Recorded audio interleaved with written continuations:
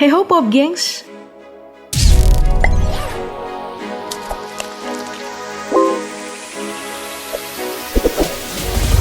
Korea Utara dan Korea Selatan. Sepertinya ada banyak hal yang memang bisa dibahas dari dua negara tersebut. Baru-baru ini ada gonjang-ganjing militer yang terjadi di kedua negara. Di awal November, kedua pihak saling panas-panasan dengan menggunakan misil. Awalnya, Korea Utara yang menembakkan 23 misil yang berjarak 60 km dari kota Sokcho, Korea Selatan. Dengan tembakan ini, Korea Selatan pun merespon dengan menembakkan 3 misil ke arah garis laut sengketa antara kedua negara. Respon dari Korsel ini kemudian dibalas lagi oleh Korut dengan menembakkan 6 misil dan 100 peluru artileri. Nah, dari pengakuan Korut yang dianggap sebagai provokator, mereka bilang kalau tembakan pertama tadi tidak ditujukan ke Korsel. Tembakan 23 misil tadi dilakukan sebagai tanggapan latihan militer Korsel dan juga Amerika Serikat yang dianggap Korea Utara terlalu agresif. Bahkan pihak Kim Jong-un bilang kalau mereka siap akan semua hal. Tentu saja kita berharap tidak akan terjadi perang seperti yang sekarang sedang melanda Rusia dan Ukraina. Tapi tentu boleh dong kita membandingkan kekuatan militer keduanya di atas kertas.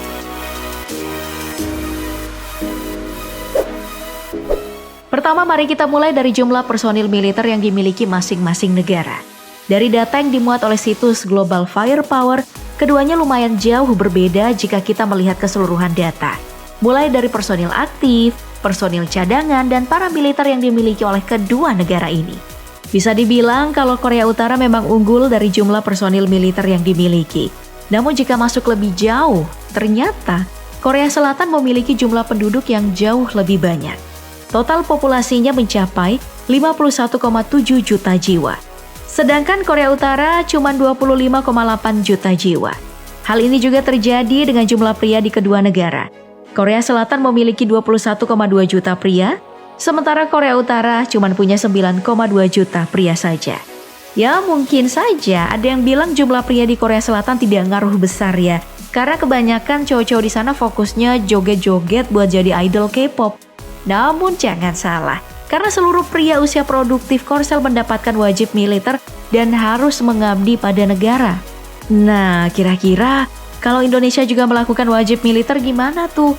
Pop Gengs di sini yang cowok-cowok pada mau ikut apa enggak?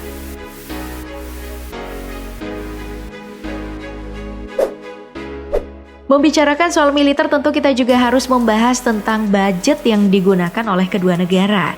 Di dunia dengan gonjang-ganjing militer super kuat seperti sekarang, budget militer memang begitu penting. Entah itu untuk membeli alutsista ataupun melakukan pengembangan militer. Nah, dari data yang didapatkan sepertinya Korea Selatan jauh lebih unggul ketimbang Korea Utara untuk masalah keuangan. Untuk mengongkosi kegiatan militernya, Korea Utara cuma mengalokasikan sekitar 4,5 miliar US dollar atau setara dengan 70 triliun rupiah. Sedangkan Korea Selatan mampu mengalokasikan 46,2 miliar US dollar atau 723 triliun rupiah. Alokasi yang sangat timpang tadi memang wajar terjadi karena penghasilan negara Korea Selatan memang jauh ketimbang Korea Utara. Korea Selatan menutup PDB mereka dengan 1,7 triliun US dollar atau 26.000 triliun rupiah pada 2021 kemarin. Sedangkan Korea Utara cuma bisa menutup PDB mereka di 18 miliar US dollar atau 282 triliun rupiah di tahun yang sama.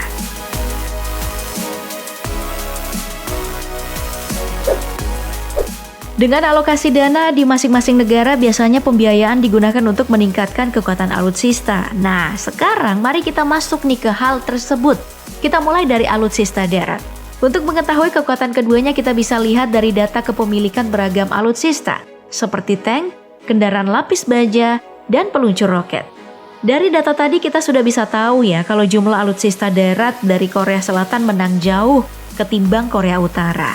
Namun kalau jumlah tank, Korea Utara menang nih secara signifikan.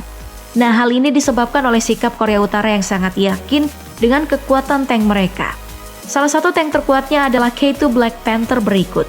Senjata utama berupa laras panjang berdiameter 120 mm ini merupakan yang paling unggul.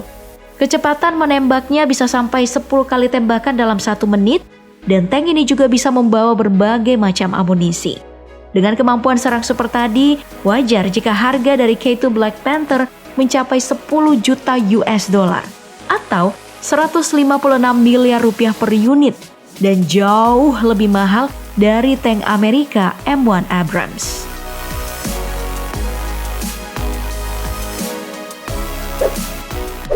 Oke, dari darat kita pindah lagi ke alutsista udara yang jadi pemeran kunci dalam perang modern.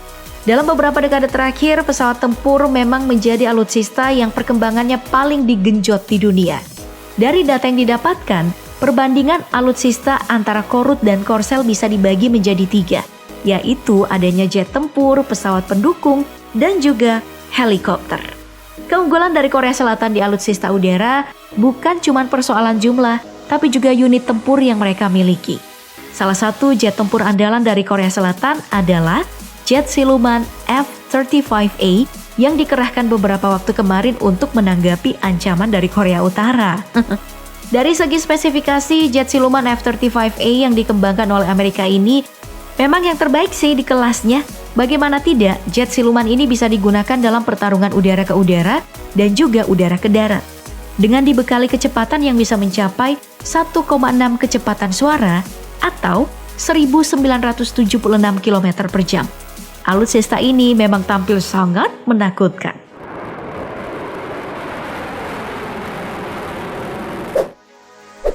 Nah, setelah darat dan udara, tentu kita nggak boleh lupa untuk membahas alutsista lautnya. Di sini kita bisa membagi data alutsistanya menjadi beberapa, yaitu ada kapal selam, kapal penghancur, frigat, korvet, kapal ranjau, dan juga kapal patroli.